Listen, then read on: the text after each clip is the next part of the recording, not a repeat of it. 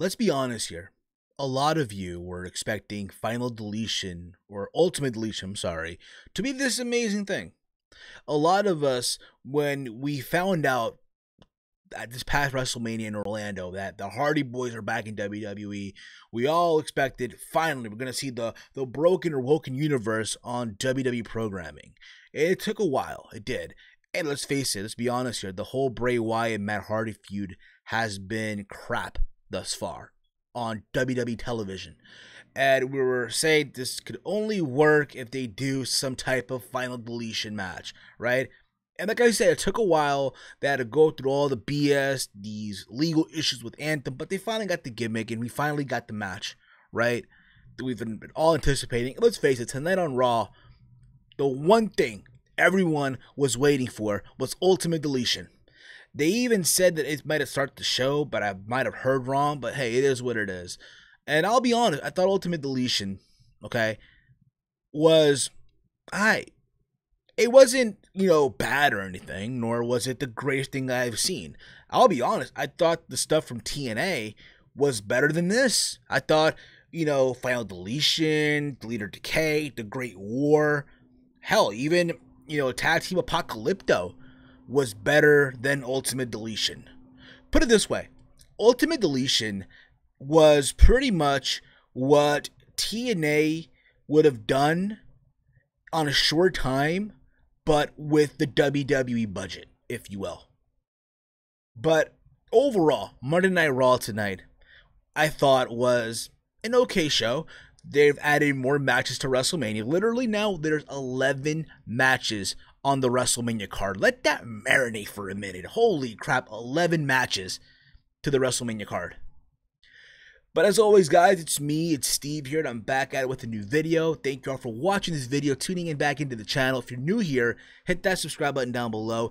Give this video a big old thumbs up. Hey, you see this? I'm like Fonzie from Happy Days. Hey!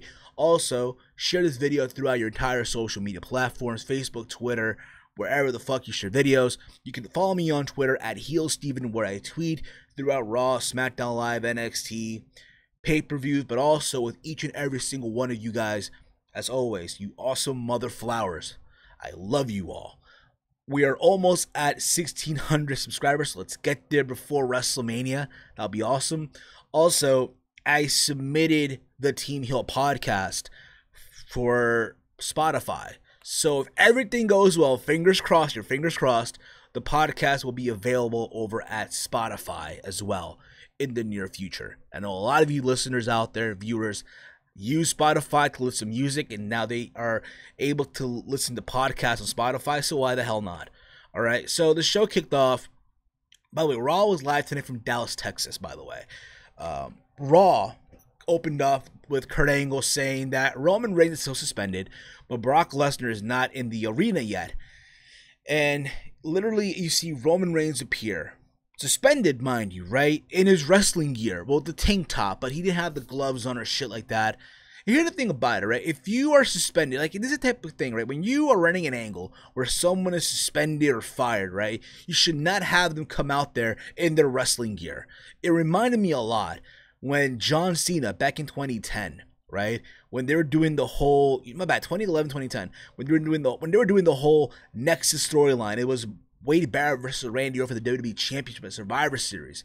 And the stipulation was, if Orton retained, then he would be fired. And Orton won, which meant Cena was fired. But weeks after that, leading up, the following couple weeks, Cena would appear to distract the Nexus, what have you, in his wrestling gear. The little jean shorts, the knee pads, the fucking pink, yellow, purple t-shirt, every single week.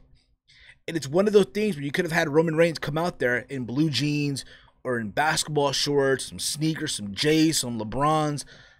I don't know what the hell the kids are into nowadays. Some Vans, you know what I'm saying? A tank top or something. But not have him in his merchandise. You need to tell me these people, right, these wrestlers in real life, they're not wearing their merch. I'm sorry. Now, if some of them are, that'd be crazy. But I just can't picture a wrestler in WWE, whether it's WWE, whether it's Ring of Honor. Well, then again, there's the Young Bucks, but still, you kind of get the idea. These wrestlers are not marked for themselves. They're not. Okay? And he grabs a chair and says that he's not leaving yet because they need someone to represent the main event, and Brock isn't here yet. And then they bring out Grand Marshals, right? They bring out the U.S. Marshals to try to get Roman out of the ring. They try to arrest him, right? And they put the cuffs on him. You have this one jabroni reading the Miranda rights to Roman Reigns. The fucking Miranda rights. Because, oh my God, you have to do that, right? The U.S. Marshals, so hilarious. And they try to get aggressive Roman because you need that, right? You always need authority figures in life. Try to be aggressive with the minorities, right? Doesn't matter if they're African American, Hispanic, Asian, Hindu. You always need that aggressiveness, right? Especially on television, especially in professional wrestling. Whoop-de-fucking-do. And then you see Roman having his way with the cop or the U.S. Marshals, beating them up. That's right, Roman Reigns in handcuffs on, beating up U.S. Marshals. And then they played the Brock Lesnar music. Brock comes out running. Roman realizes he's fucked because he's handcuffed. And Brock has his way with Roman Reigns, suplexing him around, German suplexing that is, around the ring. People at first were quiet, but every time Brock got back into the ring, people were cheering, people were going crazy for it. He hits an F5. They stretcher Roman out, but Brock comes back out and attacks Roman while he's tied in there, handcuffed and shit. At the same time, right, you have Michael Cole say, oh, Brock should be arrested. They should arrest Brock Lesnar for this. And you had Michael Cole in commentary said that he's never seen anything quite barbaric in the history of Monday Night Raw. I guess no one ever showed him when Kane lit Jim Ross on fire in 2003, right? Just saying. I guess no one ever showed him Kane tombstoning Linda McMahon on the metal entrance area back in 2003. Right? I guess not.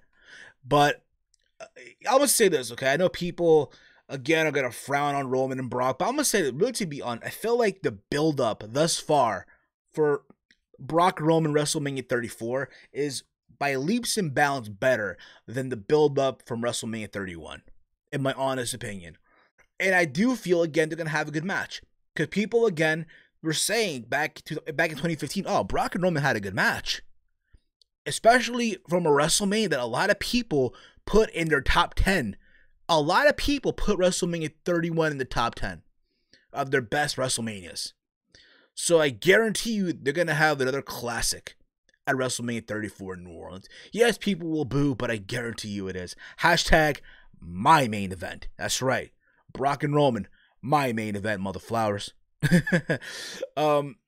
We then had pretty much here, we had Alexa Bliss and Mickie James. You had in the ring, right? Here's the thing that I still want to know, why is Mickie James still with Alexa Bliss? It's a mystery we'll never fucking understand. We'll never get why, right? It's an answer we'll never get to, but whatever. But literally, Alexa tried to pretend to apologize to Nia Jax for what happened last week when both Alexa and Mickie were talking smack to Nia in the locker room area, and the boom mic was on, apparently. The boom mic was on and shit, and it's Alexa trying to pretend to apologize, and then she said, I'm sorry that I didn't do it a long time ago, and how she talked about how she used Nia, how Nia is a vulnerable person. She now is, Alexa Bliss, that is, 300 pounds lighter, what have you, and then out comes the match for Asuka. It's literally Asuka versus Alexa Bliss. The match was whatever, to be fair. It ends in a count. Now, here's the thing, too. You have the winner of the Women's Royal Rumble competing against Alexa Bliss, who we all know going to have a match at WrestleMania anyway. I just questioned the booking. I really did. And you see Mickie and Alexa trying to escape, and then you see Nia Jax run from the entrance ramp, try to chase down Mickie and Alexa. And obviously she attacks Mickie James first, right? She tosses Mickie James into the LED board that's like on the apron. And Mickie goes head first into the whole thing, and Alexa tries to run out of the through the crowd, whatever. Alexa tries to run, like I said, and obviously Nia catches her, and they go backstage, whatever. And then you see Alexa go into Kurt Angle, saying that if he saw what Nia Jax did and how Nia Jax should be arrested for what she did. And Kurt says, I did, and I also heard what you said last week, how it's not right what you said, because apparently young women were watching Raw, especially Kurt Angle's daughter. I'm guessing Kurt Angle's daughter stays up late on a school night, right? I'm just saying. And how Alexa Bliss should be a role model for young children. And at WrestleMania, it's going to be Alexa Bliss versus Nia Jax for the Raw Women's Championship. Like I said, there's 11 matches on the WrestleMania card right now. 11 matches. Let that marinate for a minute. We then get Braun Strowman in the ring, and he said that Kurt Angle told him that he needed to find a partner to challenge the Bar at WrestleMania.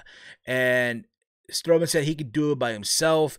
And the Bar, they come out ringside to dispute, the claim by Braun Strowman. And Strowman interrupted them and said that he has a partner for WrestleMania, and that Angle promised him a match against one member of the Bar tonight.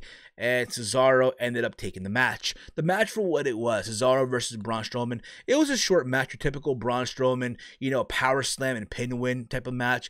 Now, people are asking themselves who's going to be Braun's mystery partner. I personally believe it's going to be Samoa Joe. It could be Elias too.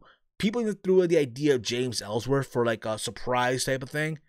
That could work too, but I think at the end of the day, my money is on, believe it or not, Samoa Joe.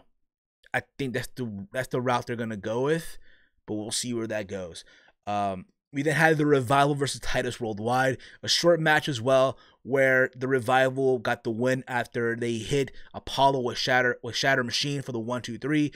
They then go on to announce that they will be participating in the Andre the Giant Memorial Battle Royal. That's right, another Battle Royal at WrestleMania. That's 2 Battle Royals in the match of 11 for WrestleMania. And they're going to be the first tag team to win the Andre the Giant Memorial Battle Royal. Good luck with that. Good luck with that. We then get Sasha Banks and Bayley as they went up against the members of Absolution, Mandy Rose and Sonya Deville. I think OKFabe said it best on Twitter, and I'm gonna agree with him too. I think we can all agree that all of us after WrestleMania season want Absolution to break up.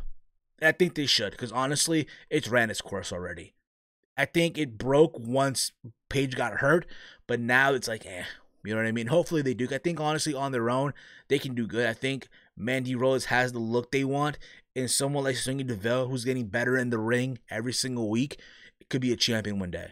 You know what I mean? But before this match even took place, Sasha wanted Bayley to explain why all of a sudden is Bayley acting the way she's acting. And we finally get the answer. Apparently, Bayley's upset because at Elimination Chamber, you'll remember, they were both, Sasha and Bayley, climbing the pod, and Sasha stomped on Bayley's hand, causing Bayley to fall, and then she had this look on her face, was smiling in joy, and apparently that hit a chord with Bayley. I guess no one ever told Bayley that, hey, it's every woman for herself, and she needs to understand that. And then we had the match. The match, honestly, it was alright, nothing crazy here. There was this miscommunication at the end of the match where literally Bayley had the match won, but yet Sasha arguing with the referee. And Bayley goes to confront Sasha. They're confronting each other back and forth until eventually Sonya Deville pushes Bayley into Asuka and kicks her in the head for the 1-2-3. So Sonya Deville picked up the win for her team. Good for them. Good for her on that. Also, now people have been saying that there was plans originally to have Sasha and Bayley going at it at WrestleMania. Apparently now that plan's been nicked and they're being added to the Women's Battle Royal, right, for WrestleMania. Now, apparently all it's just too because both of them have heat right now. Honestly, listen, you could use the Battle Royal. Listen, I'm all for them to have a match one-on-one at WrestleMania. Don't get me wrong. But at the same time, you could use the Battle Royal to further the feud. They could have matches, let's say, at Backlash, Extreme Rules, what have you, but you can have the culmination, right? The final match, right? And it could be for the title, why the hell not? At SummerSlam, right? Think about it, it writes itself. They end it all where it all began, in that same building at the Barclays Center after years later where, Bayley beat Sasha at TakeOver Brooklyn 1. Right? So it writes itself in a way, but we'll see if they actually go that route. John Cena then comes out and said that he's here because he wants to know if Undertaker has responded, but he hasn't. to his challenge for WrestleMania. He said that Undertaker was disrespecting him and disrespecting everyone in the audience around the world by not giving Cena the courtesy of even responding. He challenged Undertaker and to do something, but instead he did nothing. And out comes Kane. That's right. Gotta be Kane. It's gotta be Kane, damn it. And Kane chokeslammed Cena. And it's kind of a pattern here. Like a couple weeks ago, we saw Goldust come out, right? Before Chamber. And then out came Kane tonight. We think about it, what do both men have in common? They both, at one time or another, feuded with The Undertaker. Goldust feud with Taker back in the mid-90s. And Undertaker had that feud with Kane. We all know what happened. So it kind of makes sense in a way, but if you will. People will probably overlook that. But yeah, next week is Kane and Cena. Whoop-de-doo, motherflower. Why the hell not? Whatever. We then get the Balor Club versus the Miztourage. Before the match took place, the Miz coming out saying that he's been disrespected for way too long. How he brings out the WrestleMania magazine, right? And in the magazine, you see AJ Styles, you see Brock Lesnar, everyone except the Miz, who's the Intercontinental Champion. He's just feeling disrespected, and he referenced Seth Rollins and Finn Balor by their indie name. You know, Seth Rollins, aka Tyler Black. Finn Balor, also known as Prince Devitt, but he called him Prince Nevitt. Referencing that after the ring is over, they'll go back to their bingo halls and to sweet each other and shit like that. The match, for what it was an okay match. You had Rollins on commentary. Just near falls here. The Miztourage had some momentum, so did the Balor Club. It was all said and done, though. The Miz got pinned by Finn Balor. So once again, Miz getting pinned, it leads me to believe that at WrestleMania, the Miz will indeed get the win. And they can have him finally make history being the longest reigning Intercontinental Champion of all time. So be it. Why not? Why have it end before that could even happen, if you will? But then Rollins comes out because, again, the Miztourage is ambushing Balor. It's 3-on-1. Out comes Rollins for the save. And he tells Balor that, hey, you owe me one now. So we'll see where that goes. At the same time, I do believe, though, that we need to see the Demon Balor, the Demon King at WrestleMania. Because why the hell not? We then get the moment you all been waiting for. Ultimate Deletion. Yes. And for what it was, I thought it had its moments. But it wasn't like I said earlier, you know. I saw better from TNA. I don't want to come off like I'm a TNA fanboy or shit like that, because I'm not, okay? I'm not, okay? But let's be real about it. It wasn't great, nor was it, bad. It was alright. Not like, oh my god, this is crazy. Yeah, alright, whatever. Like that. It starts off with Bray Wyatt making his way to the Hardy compound. We see Vanguard 1. We see the hologram of Matt Hardy telling Bray to follow the music. They're in the ring. They're going at it. My only knock as well, we did not see the licensed official. Y'all remember the licensed official from TNA? We did not see him. They're fighting in the ring. Vanguard 1 initiates Pyro. So we saw Pyro once again after so long. We finally see Pyro, right? Light up and shit. They're fighting. They go outside the ring. They're by the field of obsolete while the crosses are and shit. So you see Bray trying to find Matt Hardy, and they have this edit that they needed to put for some reason whatsoever. And then they go by, I guess, a shed or a house, and Matt asks Bray, does this remind him of anything? Does this remind him of anything?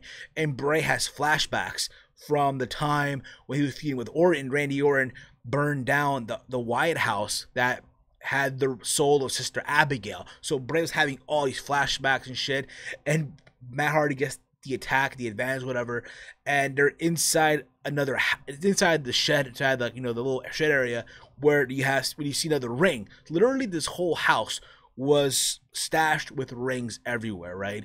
And you see the fucking chair, the rocking chair, I forgot what Matt called it, or the mow of lawns, so like the fucking lawnmower and shit.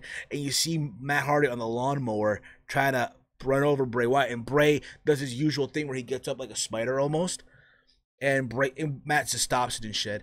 And then they're brawling to continue to brawl, and they're by the Lake of Reincarnation. And eventually, there's a moment where Bray gets a hold of Vanguard 1, and he tells him, I'll deal with you later. And we see an appearance of Skarsgård, the dilapidated golden ark, the dilapidated boat, and it's like he makes a save for Matt Hardy.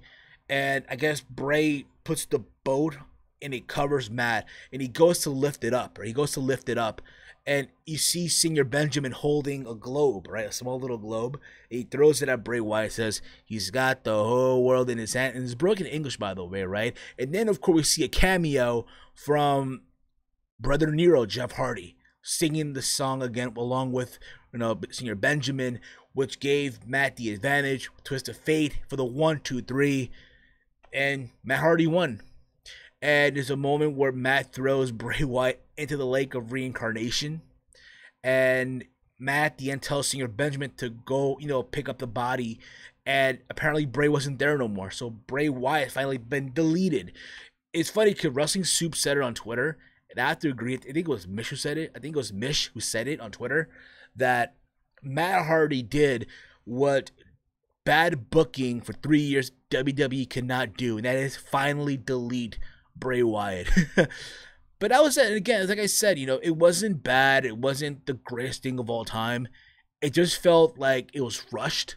If they had more time to put into this, I think would have came out much better. Like I said before, this is pretty much what TNA would have done, rushed, and on a higher budget. That's from WWE. Nonetheless, again, it's not something that I'm going to go back and rewatch. I think all of us were just excited that we're finally going to see something similar on WWE programming. And it just came out really, really rushed. And I wish it could have came out better. But that's my opinion. I want from you guys down below in the comment thread with your thoughts on all this. Do you agree? Do you disagree? Or if not, let me know on Twitter at HeelSteven. Make sure if you're new to this channel, hit that sub button down below. Give this video a big old thumbs up and share this video through your entire social media. That's all I'm going to say here, guys. It's me, it's Steve, and I'll see you guys tomorrow for my SmackDown Live review. Good night, everyone. Peace out, mother flowers.